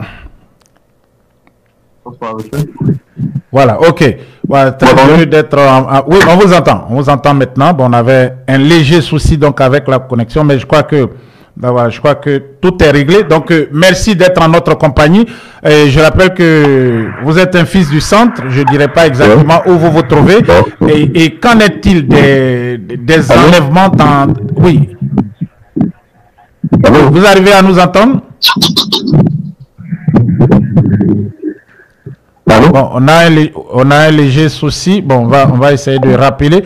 Bon, essayez de couper le haut-parleur. Ne parlez pas avec des écouteurs. Bon, nous sommes sur WhatsApp pour que la qualité soit bien. Voilà, donc on va réessayer avec M. Kameni. Je rappelle qu'on a un second direct. On va aller sur ce direct et puis on va se retrouver aussi tout à l'heure pour un autre direct. Voilà, pour un autre direct. M. Kameni, est-ce que vous me recevez? Bonsoir, M. Kofi. Oui, bonsoir. Est-ce que vous pouvez enlever le haut-parleur, parler directement au téléphone pour qu'on vous entende mieux et si possible, voilà, enlever le haut-parleur, enlever les écouteurs, parler directement au téléphone et puis si possible dans un endroit où le réseau est bien pour qu'on puisse mieux vous entendre, pour éviter qu'il y ait... voilà. Ok, d'accord. Voilà, je crois que c'est nettement mieux. Voilà, donc... qu'en est-il des enlèvements dans votre localité? Bon, on va commencer par là. Et on a vu aujourd'hui ce jeune cadre du PDCI-RDA qui a été enlevé par les fameux encagoulés. Ils se sont déplacés d'Abidjan jusque là-bas. Monsieur Césaire Ndrin, que pouvez-vous nous dire à son propos? Ok, il faut dire que non, je n'étais pas sur les lieux. Mais dès que nous avons eu l'information, nous avons tenté de le joindre lui-même, M. Ndrin. Et il nous a donné quelques informations. Bon, il s'est trouvé que M. Ndrin était sur sa moto. Il était sur sa moto. Et voilà qu'il y a une 4x4 qui vient lui couper la route. Donc bon, une 4x4 devant toi, tu ne peux plus bouger, donc il a garé. Oui, donc ça c'est dans la ville, de Tumodi, oui, où il était... Dans la ville, oui. Il est en Tumodi, oui. Bon, qu'est-ce qu'il fait comme travail et où se rendait-il avec le travail à la maison? Bon, là, je ne sais pas exactement, mais je crois qu'il est à la mairie. Il travaille à la mairie? Il est agent de mairie. Oui. D'accord. Et donc, c'est comme ça qu'on l'a enlevé. Et les gens sont partis avec lui. Heureusement pour lui, ça c'est lui-même ses propos. Il m'a dit comme ça que c'est au niveau de son robot, je crois. Voilà. La voiture a pris feu. La voiture des encagoulés a pris feu. D'accord. A pris feu. Et quand la voiture a pris feu, ils sont tous descendus. Donc, les envoyés ont appelé leur mandant pour avoir la conduite à tenir. Quand tu lui as expliqué la situation, et il leur a dit, bon, si c'est comme ça la situation, libérez-le, laissez-le partir. Mais c'est au beau milieu de la route. Laissez-le partir. Oui, sur l'autoroute. Laissez-le partir. Et comment il fait? Il doit faire un autostop pour retourner à Tumodi. Oui, pour retourner à Tumodi. C'est ce qu'il a fait, il est retourné. Et au moment où on parlait, il était déjà à Tumodi, il était avec le député. Voilà, et donc il m'a dit qu'il avait une rencontre, il venait de croiser le député, donc de la discussion. Parce que je sais, c'est que il a été enlevé, il a été transporté jusqu'à Sangobo. C'est là-bas que c'est la voiture qui a pris feu, qui a fait qu'il a eu la vie sauve. Voilà comment il a été libéré. Ils ne l'ont pas libéré de leur propre gré. Ils l'ont libéré parce qu'ils étaient obligés. Ils ne pouvaient pas le garder, voilà, puisqu'ils devaient attendre qu'une autre voiture peut-être vienne d'Abidjan ou de Tumodi. Ils ne pouvaient pas attendre avec, parce qu'ils allaient être vus. Les passagers des cars, des voitures, ils allaient les voir. Alors ils ont dit, laissez-le partir. Mais est-ce qu'il est sauf? Il est sain et sauf aujourd'hui? Est-ce qu'il est sain et sauf aujourd'hui? Est-ce qu'il ne va pas revenir? Il m'a dit qu'il... Oui. Bon, il m'a dit qu'il est... En tout cas, il n'a rien. Il n'a rien. Parce que moi, je ne l'ai pas vu, mais c'est au téléphone que lui et moi, on a échangé. On a échangé au téléphone. Il dit qu'il n'a rien. Bon, sa vie est sauve. On espère que sa vie est sauve, c'est pour de bon. Bon, qu'est-ce qu'on lui reproche? Là, il n'a rien dit. Il n'a rien dit exactement de... Quelles sont ses fonctions au sein du PDCI dans la localité de Toulouse pour que le régime s'en prenne à lui? Oui. Je sais que c'est un des leaders de la jeunesse au niveau du PDCI. Voilà. Ça, c'est ce que je sais. Ben, c'est bon, peut-être demain j'aurai plus d'échanges avec lui. Parce qu'aujourd'hui, il était sur le choc, il y a plusieurs personnes qui l'appellent à la fois. Donc, on n'a pas pu véritablement échanger. On a eu brièvement cet entretien et puis il lui a dit, bon, si c'est possible, peut-être que demain ou après-demain, il va suivre l'émission en direct, comme ça lui-même pourra donner plus de détails. D'accord, voilà, nous serons très heureux de la voir ici. Voilà. Est-ce que ces cas-là sont fréquents? Est-ce que c'est fréquent dans la zone? Est-ce qu'il y a eu déjà des enlèvements de personnes portées disparues? Peut-être qu'on n'a pas eu la communication, ou bien c'est un cas isolé? Bon, ça c'est un cas isolé pour moi, parce que j'ai pas vraiment, j'ai pas grande connaissance de ces enlèvements au niveau dans la région, dans la zone ici.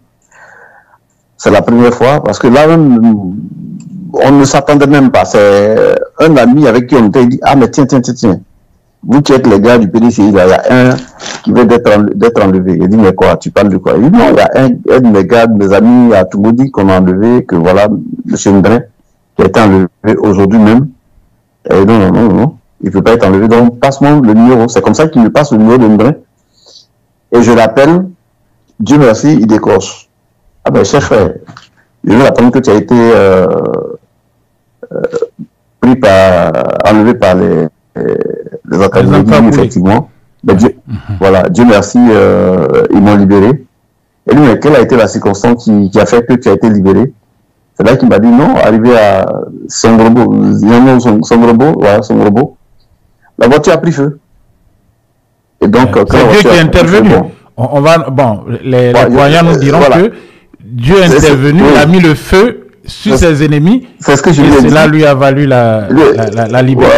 Il lui a dit, mais ton Dieu est fort, cher ami. Il dit, non, c'est pas mon Dieu. C'est le Dieu de tout le monde qui est fort. Il dit, ok, d'accord, juste pour le charité.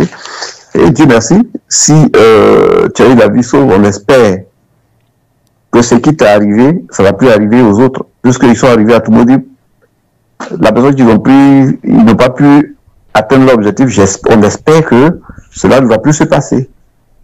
Donc, lui, il a eu la vie sauve. Mais comme je le dis, on attend demain. Là, il serait encore plus lucide. Je ne dis pas qu'il y a des choses, mais je serai demain avec un peu de tranquillité, un peu de sommeil, il serait encore plus détendu et on pourra plus échanger. Et s'il y a possibilité, de joindre sur Elvic. Voilà. En tout cas, merci pour cette partie. Et on se rend compte qu'on a un régime aux abois qui aujourd'hui, on a 30 millions d'Ivoiriens. Chaque personne qui va s'exprimer, dit quelque chose, eux, ils ne sont pas d'accord, vous êtes dans leur viseur, on vous enlève vers une destination inconnue. Je crois que il y a un ras-le-bol qui est en train de s'installer dans la population. La preuve, ce sont les déclarations aujourd'hui, presque 2 du procureur de la République. On sent que la panique commence donc à gagner donc le régime, parce que ça inquiète quand même. Des encagoulés qui arrivent sans s'identifier, qui enlèvent des citoyens, et ça crée quand même une sorte de... Il y a l'alarme, voilà, la psychose dans la population. Il y a une psychose qui s'installe dans la population, et je crois que ça va accélérer aussi la chute de ce régime. Vous voyez, comment j'ai écouté tout à l'heure, vous avez passé le débat quand j'ai écouté le procureur, mais je dis, mais c'est pas la peine. Parce qu'un procureur n'est pas tenu de tel langage. Des encagoulés qui viennent et disent que ces personnes ont été interpellées. Les personnes n'ont pas été interpellées. En bon français, les personnes ont été enlevées. Quand on interpelle quelqu'un, ça veut dire que on t'a trouvé, on t'a dit pourquoi on a besoin de toi et tu vas avec eux. Ça, ils ont été interpellés. Mais quand tu viens que tu prends quelqu'un, tu l'as enlevé. Devant sa femme, devant ses enfants, brutalisé. Je prends le cas du frère Alex, par exemple, Macron Premier, qui devant sa femme, ses enfants, il a été brutalisé, tout ce qu'il avait comme matériel, téléphone, ordinateur. Et le jeune Ziggy, la fédérale PPACI, la députée suppléante PPACI. On a 29 personnes qui ont été enlevées au PPACI. Je crois qu'on a une dizaine au PDCI. Oui. Hein? Les gens qu'on enlève, on ne les interpelle pas. Si, c'est quand on interpelle comment il s'appelle, l'honorable Diaoufoué, par exemple, il avait été interpellé. À la veille de la marche du 9, il avait été interpellé avec Blaise Lasme et autres. Ils ont été interpellés. Mais ceux-là, on ne les interpelle pas. Des encagoulés viennent, des gens, des inconnus. On vient, ils viennent chez toi et puis ils viennent, bon, ils te soulèvent, ils sont avec toi. Ça, c'est pas de l'interpellation. Ça, c'est des enlèvements. Et je ne crois pas que dans le droit, on dit que les enlèvements sont autorisés. Je ne crois pas. Donc, il faudrait que le procureur, quand il tient les propos, qu'il ne parle français et en français. Il ne faudrait pas qu'il nous parle n'importe, qu'il nous dise n'importe quoi. C'est vrai. Aujourd'hui, il cherche tout le monde pour bon, nous tous, on sait que nous, actuellement, nous sommes des enlevés ambulants. Nous sommes à leur merci. Maintenant, Alassane Dramane Ouattara, bon, comme vous l'avez dit, on espère donc demain que notre frère, voilà, M. Césaire Ndrin lui-même sera ici sur Elvic pour expliquer les circonstances qui ont amené donc, à son enlèvement, son rapt par des personnes en civil non identifiées, se disant des officiers de police, voilà, agissant pour le compte de la gendarmerie nationale. Les gendarmes sont des militaires. Un militaire ne peut pas venir opérer en civil. Un militaire s'identifie toujours par sa tenue, par son uniforme. C'est un militaire. Voilà, la police, il y a des éléments qui agissent. Aujourd'hui, il y a les noms. Oui, exactement. Il y a les noms sur le grade, le macaron, il y a les noms quand même. Voilà, le grade, tout ça. Voilà. Donc, on espère parler avec lui demain. Maintenant, revenons sur l'autre sujet. C'est le fait que Alassane Dramane Ouattara ait fui l'ONU. Il a donc refusé de se rendre à New York. C'est dans quelques jours. Nous sommes au 18, demain 19.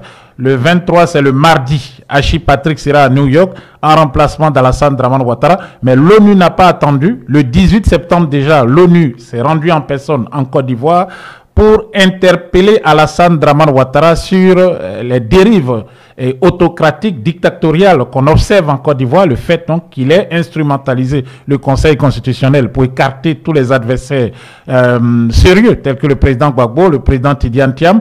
Voilà. Quelle est votre opinion sur cela? Est-ce que la communauté internationale a abandonné Alassane Dramane Ouattara ou c'est tout simplement un piège dans lequel on essaie d'attirer l'opposition ivoirienne, l'endormir pour que Ouattara puisse faire ce 4e mandat? D'accord, ok. Je commence d'abord par le Conseil constitutionnel. Parce que le Conseil constitutionnel, à les entendre, on dit, quand le Conseil constitutionnel a donné son verdict, ce verdict-là ne doit pas être contesté. C'est ce qu'on aurait appris. C'est ce qu'on aurait appris. Oui, c'est ce que le régime dit. Voilà. Pour refuser les motions de protestation du PPACI dans les préfectures de la Côte d'Ivoire. D'accord. Alors que nous sommes tous des Ivoiriens, nous avons vécu Côte d'Ivoire depuis lors, à part Tidiane Thiam qui était peut-être en Europe.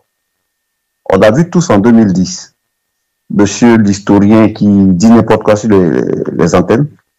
On a tous vu en 2010 quand le président Camille Ndrin avait fait sa déclaration.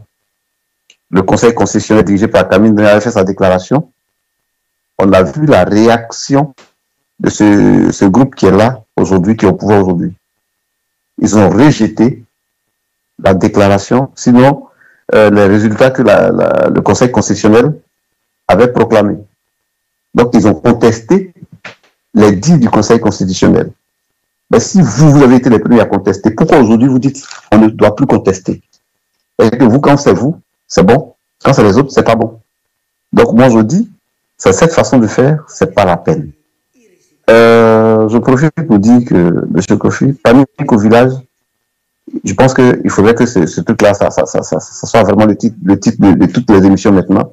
Panique au village, parce que c'est vraiment, oui, voilà, c'est vraiment ce qu'on constate. Mais on va choisir ce titre. Voilà, fin de règne, panique au village. Panique au village. Le régime RDR est en mode panique. Voilà. Il y a déjà plusieurs ministres qui ont fait partie, les membres de leur famille à l'étranger, ou même qui ont quitté le pays. Bon, qu'est-ce que vous voyez? Nous sommes presque à la fin du mois de septembre. Nous sommes à quelques semaines de cette élection présidentielle. Est-ce que vous pensez que cette élection va pouvoir se tenir? On a aussi le président Gbagbo qui s'est adressé aux Ivoiriens aujourd'hui par l'entremise de Maître Abiba Touré. Bon, peut-être que vous pouvez aussi dire quelque chose là-dessus, mais est-ce que vous pensez que l'élection aura lieu? Est-ce qu'Alassane Draman Ouattara va une fois de plus gagner dans cette forfaiture et puis bon, faire le 4e mandat, ensuite passer la main à Téné Brahima? Merci pour cette préoccupation, mais moi je pense 2025, je répète, 2025, c'est pas 2020. 2020, on avait le président Bédié qui, tout ce qu'on dira de lui, est un monsieur qui est beaucoup calme, un monsieur qui aime apaiser. Parce qu'on se rappelle qu'il y a des moments où, quand on sort, c'est lui qui appelle les leaders pour dire non, calmez-vous, calmez-vous, calmez-vous. Mais 2025, c'est pas 2020. En cette année 2025, monsieur Kofi, je ne crois pas que ce qui s'est passé en 2020 va se répéter en 2025. Les Ivoiriens sont déterminés.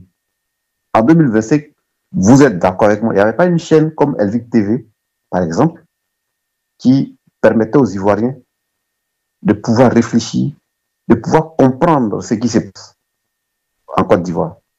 Ceux qui étaient à l'extérieur ne savaient pas réellement ce qui se passait. C'est seulement France 24 qui diffusait ce qu'ils pouvaient diffuser pour arranger leur poulet. Mais aujourd'hui, nous avons une chaîne comme Elvic TV, par exemple, qui nous permet de savoir un peu de tout. Tout de suite, ceux qui ne savent pas, grâce à Elvic TV, savent que à Toumoudi, il y avait quelqu'un qui a été enlevé. Et Dieu, par la grâce de Dieu, il a été libéré. Ça, c'est Elvic TV. Aujourd'hui, on arrive à s'exprimer. En Côte d'Ivoire, c'est vrai qu'on nous arrête, on nous poursuit par-ci, par-là. Mais vous voyez qu'aujourd'hui, on arrive à s'exprimer, contrairement à 2020. En 2020, personne ne pouvait parler. Tout le monde était crispé. On attendait seulement que le président Bédié dise ceci et dise cela. Et vous avez vu, même quand on avançait dans la lutte, les leaders qui étaient avec le président Bédié l'ont lâché. Mais cette année, il n'y a pas quelqu'un qui va lâcher son camarade. Je veux dire quoi? Le front commun reste et demeure le front commun. Tous ceux qui sont venus, qui ont fait cap, qui disent qu'on est en alliance, machin, leur cap là, ils n'ont qu'à partir avec. Mais le front commun reste le front commun. La lutte a commencé, la lutte continuera et la lutte va atteindre son objectif. 2025, c'est pas 2020. On ne pourra pas accepter qu'il y ait élection sans que le président Laurent Gbagbo ne soit candidat, sans que le président Tidjane Thiam également ne soit candidat, et sans que Soro Bafori Guillaume ne soit sur la liste électorale, puisque lui il n'a pas demandé à être candidat, mais au moins sur la liste électorale.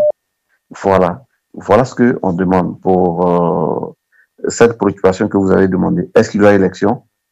À mon humble avis, en tant que citoyen ivoirien, en tant qu'Ivoirien vivant sur le territoire ivoirien, je ne crois pas que cela aura lieu. Ça, c'est de un. De deux, vous avez parlé du départ sur New York du président Ouattara. Voilà, de M. Ouattara. Et il a refusé, il a reporté, bon, pas reporté, il a annulé, tout simplement, après qu'il ait vu que Tidjane Thiam s'y trouvait. Il était déjà aux États-Unis. Est-ce qu'Alassane Draman Ouattara n'a-t-il pas été induit en erreur par la France? Est-ce que la France n'a pas joué un piège, tendu un piège, autant pour moi, à Alassane Ouattara pour l'exposer sur le plan international? Oui, mais quand vous êtes politicien et que vous refusez certaines règles, mais attendez-vous aux conséquences. Attendez-vous aux conséquences. On vous dit, allons-y là. L'ONU vous envoie un courrier pour dire il faut intégrer il faut reconnaître la loi, les droits politiques et civiques du président Gbagbo, excusez-moi le terme, du président Gbagbo. Vous dites non, l'ONU a débouté Gbagbo. Il faut reconnaître les droits civiques et politiques de M. Tidiane Thiam. Vous dites non, Tidiane Thiam a été débouté. Vous voulez vous asseoir sur vos antennes et vous raconter ce que vous pouvez raconter. Mais aujourd'hui, l'ONU a débouté Tidiane, l'ONU a débouté Laurent Gbagbo. Mais viens, pourquoi tu donnes le document officiel pour te dire que l'ONU les a déboutés? Mais tu ne vas pas. Tu crains quoi alors? Donc du coup, il nous démontre par A plus B que il est seul. L'ONU n'a pas piégé. C'est lui-même qui s'est piégé. Puisque il ne veut pas reconnaître ce que l'opinion internationale reconnaît. Alors que c'est l'ONU qui t'a placé. Mais s'il t'a placé que tu ne fais plus ce que tu dois faire, mais viens qu'on se parle. Mais si tu refuses de venir, on fait quoi? On vient vers toi. Comme il n'a pas eu le transport pour partir, l'ONU a eu le transport, l'ONU est venu. C'est qu'ils vont se dire, il va viser. Donc là, je dis, qu'il aille à l'ONU ou pas, avant on l'appelait Alassane l'Américain.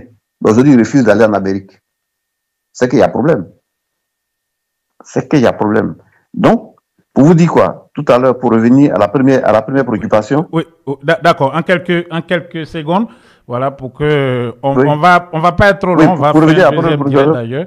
Voilà, pour revenir à la première préoccupation, ça veut dire quoi? Ça veut dire que élection ou pas, Tidiane Thiam, Gbagbo ont eu la victoire. C'est ce que je vous l'ai dit. Par rapport à la première question que vous avez posée, est-ce qu'il y aura élection ou pas? Voilà.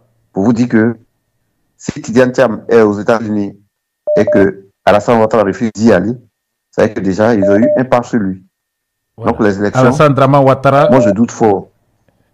Merci beaucoup. Merci beaucoup, monsieur Kamina. On reste sur le fil rouge. On va prendre encore quelques appels. Et j'aimerais dire ceci à tout le monde. Évitez les haut-parleurs. Évitez aussi les écouteurs. Parlez directement. Le temps, c'est juste quelques petites minutes. Donc, pour intervenir ici sur Elvic TV, on aimerait avoir une très bonne qualité. Le brave qui est Alassane l'Américain. Voilà, qu'on dit que bon, il est américain. Il fuit désormais l'Amérique. Il veut même plus aller là-bas. Quand on arrive à la fin, il y a des choses qui se passent. Chers frères, bonsoir. Merci d'être en notre compagnie. Les choses semblent s'accélérer à Abidjan, où le dictateur Alassane Ouattara, qui veut une élection sur mesure, des candidats sur mesure. Bon, on parlera du cas de ces candidats sur mesure, ceux qu'on peut appeler les tocards, qui demandent aujourd'hui le soutien des principaux partis de l'opposition qui, eux, luttent pour que la démocratie s'installe convenablement en Côte d'Ivoire. On parlera de ça plus tard, mais pour l'heure, l'ONU, une fois de plus, interpelle Alassane Ouattara et l'invite à garantir les droits politiques et civils des présidents Laurent Gbagbo et Tidiane Thiam. L'ONU, pour ce faire, se déplace à Abidjan, car Alassane Ouattara, qui aujourd'hui est isolé sur le plan international, il a refusé de se rendre à New York parce qu'un de ses adversaires, le président Thiam, ou une des personnes qu'il tente d'abattre, se trouve du côté de ce pays. Voilà, il y a un lobbying international contre le dictateur. Que pouvez-vous nous dire à ce sujet? Et puis, comment vous voyez les choses? Voilà, et puis bon, aussi les enlèvements auxquels on assiste encore.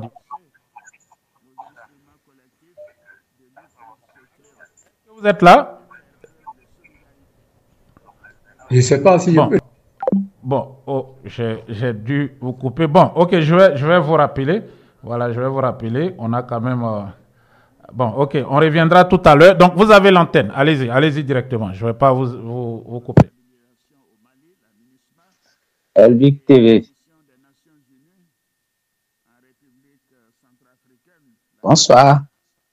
Oui, bonsoir. Allez-y, on vous écoute. On vous écoute pour qu'on puisse aller un peu rapidement. Bon, voilà, on va aller à 3 minutes pour qu'on puisse donc répartir la parole voilà, de façon... voilà. Ok, donc allez-y, nous vous écoutons. Depuis le Bénin, vous suivez aussi de près ce qui se passe. Chez vous, Patrice Talon a décidé de ne pas faire le 3e mandat. Il a plutôt décidé de soutenir son jeune ministre des Finances. Nous, en Côte d'Ivoire, ce n'est pas la même situation. Alassane Draman Ouattara disait la même chose. Je souhaite que les Ivoiriens élisent quelqu'un de plus jeune, mais au finish, c'est un vieillard de 84 ans, malade grabataire, qui est aujourd'hui au banc de la communauté internationale, qui est encore candidat. Votre opinion là-dessus? D'entrée de jeu, mon cher frère Isaac, je voudrais te remercier pour tout ce que tu fais pour les Ivoiriens et également les Africains. Nous autres qui sommes vos frères et qui suivons l'actualité ivoirienne et africaine, nous ne pouvons que vous remercier. Maintenant, par rapport à la question posée, je pense que c'est le même scénario, hein, sous différents angles. Je m'explique. Quand je prends le cas qui est nôtre, mais ici, nous sommes dans une apparence. L'apparence voudrait dire simplement que je passe en partie. C'est ce qui se passe ici. Jean, vu que c'est verrouillé, on est en train de faire à la mode Poutine. Jean, Poutine Medvedev en quelque sorte. C'est ce qui se dessine ici. Donc en réalité, on semble partir au fait, mais au fond, on ne part pas. Maintenant, quand je prends votre cas, où on prétend que voilà, oui, on a une demi-douzaine, oui, on a, comment appelle-t-on, on a un premier ministre qui sera candidat, sachant consciencieusement que celui-là était malade, mourant, et que dans tous les demi-douzaines, il n'a trouvé personne et que c'est celui qui est mourant là. C'est celui-là, il prend pour être candidat. C'est d'abord, le monsieur a toujours été un roublard. Depuis la nuit des temps, il n'a jamais changé. Il ne changera jamais. Lui, aujourd'hui, qui, par l'entremise d'un soi-disant procureur, vient nous dire que, bien voilà, que personne ne doit contester les décisions du Conseil constitutionnel. Mais le Conseil constitutionnel même s'est parjuré. C'est normal que tout citoyen ivoirien puisse dénoncer le fait. Comment, par exemple, je prends un cas typique. La dame qui a fait la conférence de presse, la candidate recalée qui a fait la conférence de presse, elle dit qu'elle a déposé près de 41 000, sauf erreur de ma part, parrainage. Mais quand le Conseil constitutionnel a voulu plancher, qu'est-ce que le Conseil dit? Le Conseil parle de 38 000. D'abord, déjà, le Conseil même s'est fouillé dans du faux. Et partant de ce fait, on comprend aisément ce qui s'est passé au niveau des candidats qu'on a recalés. Et on ne peut pas me dire que quelqu'un comme Gbagbo, Thiam, Afin Guessan ne peut pas collecter 1%. C'est se foutre des Ivoiriens. Mais en réalité, lui-même, Ouattara, il n'a pas réussi à collecter plus d'1%. Il n'a eu que 88 000. Hein. Et ça encore, c'est pas... Oui, d'accord. C'est ça, j'explique. Hein.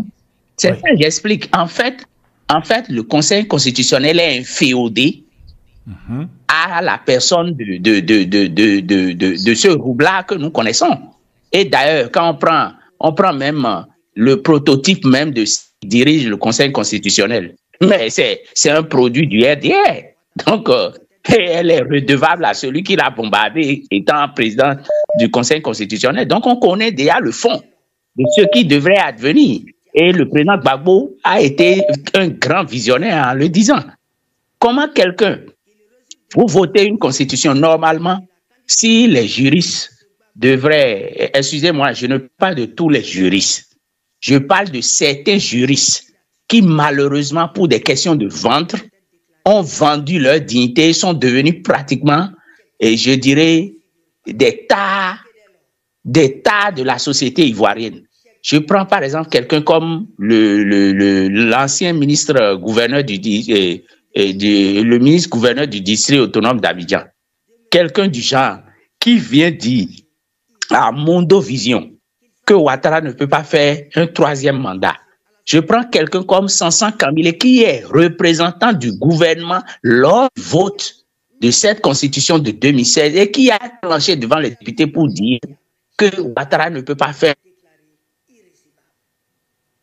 Normalement, une constitution n'a pas un effet rétroactif. Qu'est-ce que nous appelons effet rétroactif? C'est-à-dire, la constitution est votée prend effet dorénavant pour ce qui va venir et non pour ce qui est passé. Donc, dire que nous sommes dans une situation d'exception où maintenant on nous parle de oui, et là, il peut se représenter pour dire qu'on est dans une nouvelle république, mais on n'est pas dans une nouvelle république parce que son mandat était toujours en cours. Donc, partant du fait que son mandat était en cours, c'est en plein mandature que ça a été voté. On ne peut pas parler de nouvelle république. Donc, ils se sont basés sur du faux. Ils n'ont fait que du faux et ils sont dans du faux. Et c'est sur ce faux-là qu'on exclut tous ceux qui peuvent rivaliser avec lui pour maintenant chercher des poltrons qu'on présente pour dire que oui, ceux-là, ils ont rempli. Que quand je prends même le profil de ceux qu'on a présentés, les 4 là, pour dire que oui, ils ont pu trouver les parrainages et tout là. Mais j'ai dit, c'est un faux problème.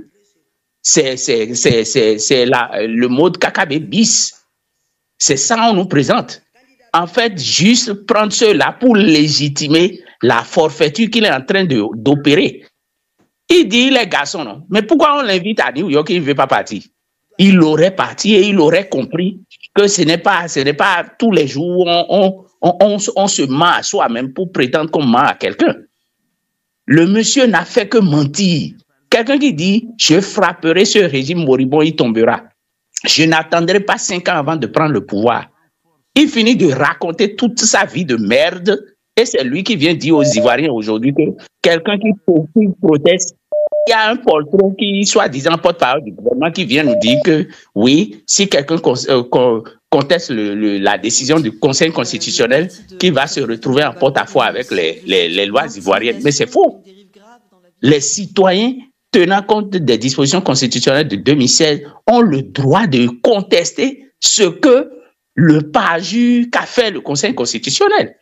On ne peut pas appeler ça là une décision du Conseil constitutionnel. Bien au contraire, le Conseil constitutionnel s'est rendu complice et a mis le feu aux poudres. Maintenant, s'il y a une situation demain, la responsabilité première repose sur cette dame du Conseil constitutionnel qui, au lieu de dire le droit, a préféré rendre service à celui qui l'a bombardé, au président du Conseil constitutionnel. Sinon, au fond, tout ce qu'elle a dit là, elle-même, elle sait qu'elle n'a fait que du faux. Moi, j'ai suivi l'exposé de Maître Habiba Touré, qui a point par point dépiécé tout ce que la dame a dit, preuve à l'appui. Je prends le cas de Afin Guessan également. Je prends le cas de Tidiane Tiane également. Donc, partant du fait, on sait que Ouattara a pour seul objectif de mourir au pouvoir. La personne même l'a dit, qu'il compte et il compte être un empereur, qui veut être empereur. Quelqu'un du genre là, il faut comprendre que lui, il veut mourir au pouvoir parce qu'il veut à tout prix éviter la CPI. Il ne veut pas aller à la CPI. Il sait que le camp Gbagbo a été jugé. Donc, si jamais il laisse le pouvoir, il ira là-bas. Et s'il ira, c'est fini pour lui. Donc, qu'est-ce qu'il va faire? À chaque fois, il va toujours trouver une excuse pour braquer l'État ivoirien et se maintenir. C'est ce qu'il a comme plan derrière la tête. Voilà quelqu'un qui la position. Oui, d'accord, allez-y. Quelqu'un qui dit, par exemple, qu'il est Dodiéné, alors que le monde entier sait qu'il est burkinabé. Il n'a jamais renoncé à sa nationalité. Exactement à cette nationalité. Donc, il est dans le faux. C'est le premier cas de faux qu'on constate, en tout cas. Il est plus faux que toutes les personnes, les 55 autres qui ont été exclus. C'est un... Il est tout ce qui est... Je dis tout ce qui est sa personne est faux. Et il vit dans du faux. Et il ne fait que du faux. Donc, quelqu'un du genre, il revient maintenant aux Ivoiriens de prendre leurs responsabilités conformément aux dispositions constitutionnelles pour lui barrer la route. Parce que s'il faut jouer sentiment avec ce monsieur-là, parlant par exemple de la réconciliation, pourquoi il n'a jamais voulu de la réconciliation? Bien au contraire, il a pris tout son temps à torpiller même la réconciliation. Tout simplement parce qu'il sait que quand on va faire la vraie réconciliation, Soro Guillaume va rentrer. Gbagbo sera sur la liste électorale. Thiam sera sur la liste. Tout le monde sera inclus. Et là, lui, il n'aura pas la chance.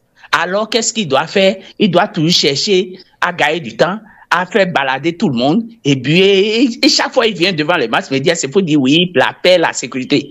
Alors que toi, tu as des milices qui vont kidnapper les gens, on ne sait pas, et un procureur bidon, je ne sais même pas là où lui il est allé faire ses coups de droit, vient nous dire que interpellation. Alors que le mot interpellation, dans le lexique français, dans le dictionnaire Larousse, Robert et tout là, c'est bien dit, interpellation, c'est adresser une convocation à un individu et lui demander de se présenter. Mais quand, de manière malicieuse, Machiavel, on va prendre quelqu'un sans que personne ne soit au courant, sans que personne ne sait là où il est, ce n'est pas une interpellation, c'est un kidnapping, c'est un enlèvement. On n'a pas besoin d'aller à l'école avant de comprendre ça. Donc, le fait de ruser avec soi-même pour parler d'interpellation là, ce n'est pas des interpellations. Ce ne sont pas... Bon, on parle d'interpellation.